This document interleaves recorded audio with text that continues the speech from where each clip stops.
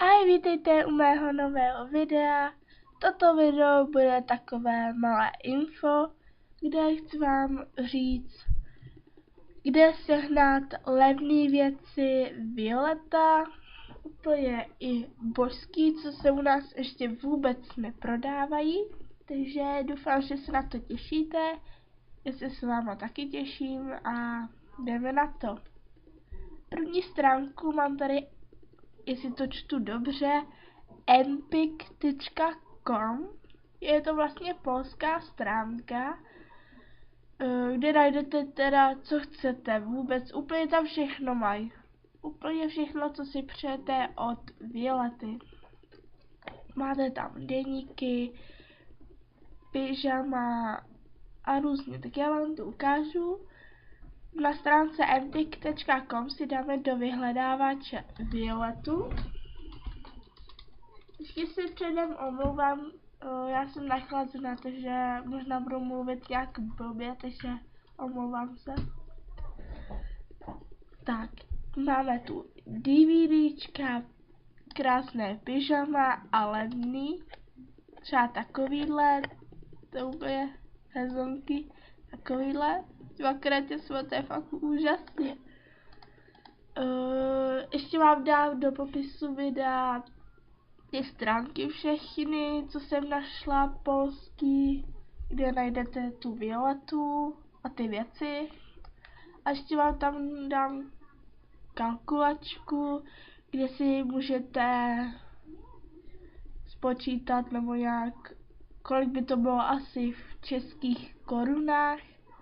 Takže vám to dám ještě tam do popisu videa, tu kalkulačku. Takže to pyžamo vám řeknu i hned, tak přibližně by stálo 2 až 3 stovky. Další, co tu máme, jsou nějaký legíny, trička, pak tady jsou takovýhle propisky. Takovýhle. S nápisem, jakým chcete. I jsou tam jména, ale ne třeba ty cizí jména tam vůbec nejsou, jenom spíš ty polský, ale jak je třeba Aneta, myslím, že tam je, nebo Denisa, to tam myslím taky je, myslím. Ale akorát napsaný polsky, no. Moje bohužel jméno tam není, takže jsem smutná. Tato propiska stojí přibližně 75 korun asi. Dále, co tu máme, jsou DVDčka, další pyžama. Hned vám ukážu to pyžamo. Takovýhle. Pak tady máme mikinu. Takovouhle. Fialovou s motýlama. Pak tu máme takovou knížku Super testy. Jak můžete vidět, je náramně hezká. Je hodně barevná a je na tím Violeta ze 3. série. Je to sice napsaný teda polsky, ale mě by to teda nevadilo. Aspoň bych se trošku naučila polštinu.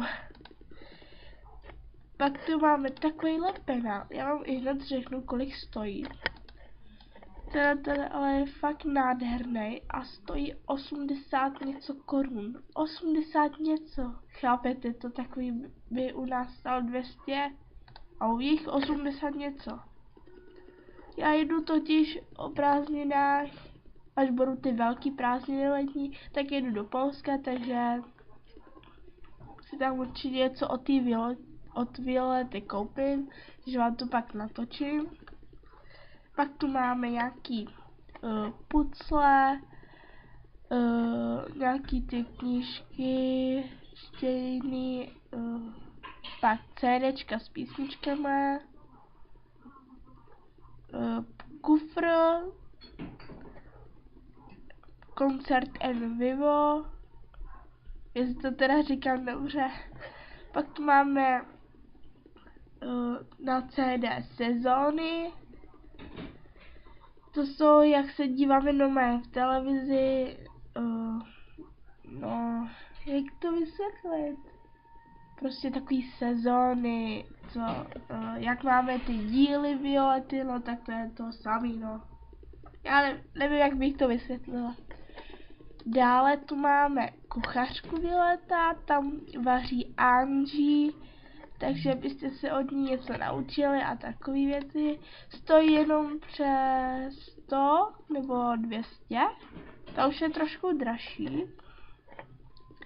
Pak tu máme nejhezčí knihu, co se mi asi líbí. Tenhle ten sekretník číslo 3, to říkám polsky. Je to, jak máme ten můj deník, tajný deník z té první sezóny, takovej, jak tam je nad tím ta stará Violeta. No tak to je to samý, akorát, že tady ten je s tvrdýma deskama, máte tam v tom samolepky a je to na takhle zavírání, je to na magnet, takže takhle to přibližně vypadá. Hned vám ukážu, jak to teda vypadá. Vypadá to takto. Takhle to odevíráte. Máte tu různé takové stránky.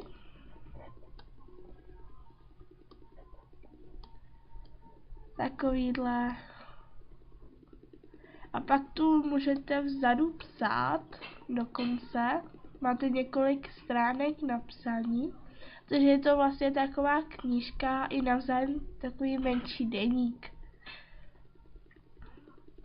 Máte tu kalendář. Pak vzadu je takhle obrázek Violety. A pak úplně na konci samolepky. Takže úplně úžasný.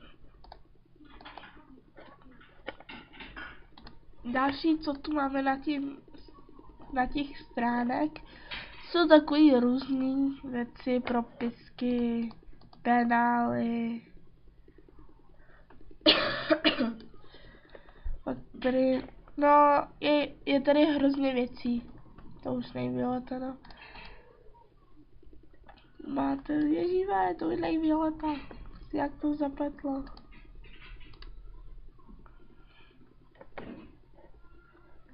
Máme tu i panenky a tak různě hry a tak dále. Další, tu mám takovouhle stránku smyk.com a znovu máte tam hrozně hodně věcí, jak na tím Empiku. To samý trička, legíny. Můžete si i porovnat rovnou i ty ceny, třeba jestli to tady je levnější nebo na tamtím. Pucle, to samý. Zjistila jsem to od téhletý polský youtuberky v Loverka.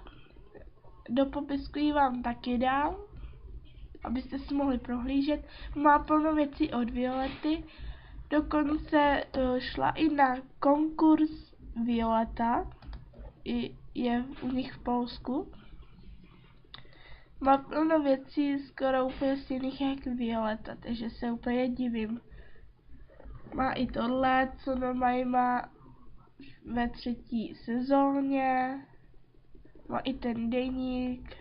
A takhle se fotí, aby měl nějaký hezký fotky a tak dále. To bych taky chtěl. Takže já si myslím, že z tohoto videa je to všechno. Já se s váma loučím a ty všechny stránky, tyhle ty její a ty s těma věcma a s tou kalkulačkou vám dám do popisku videa. Takže já se s váma loučím a ahoj.